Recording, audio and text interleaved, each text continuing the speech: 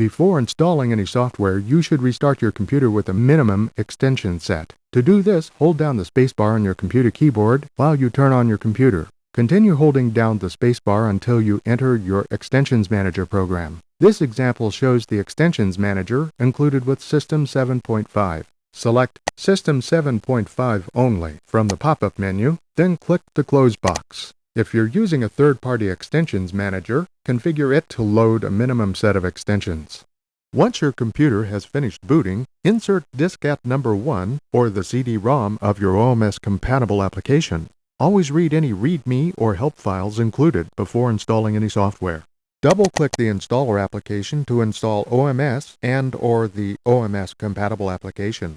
An installation startup screen appears. Click Continue. The installation dialog appears. This warning will initially appear if there's not enough disk space to install the software. To select an alternate available hard disk destination, click Switch Disk or select the preferred destination from the Install Location pop-up menu, also allowing installation to a specific folder. The disk space requirements and actual disk space available on the selected hard disk appear in this area of the Install dialog. Click Install. This interface selection dialog appears. Click the appropriate button. This suggestion dialog appears.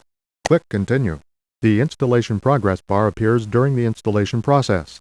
The Authorization in Progress dialog appears, depending on what software is being installed. If you are installing from a series of installation diskettes, you will be prompted to insert each disk in turn by name. Upon completion of the software installation, this dialog appears, indicating installation was successful. Click Restart to load the Open Music System extension, making OMS available for use.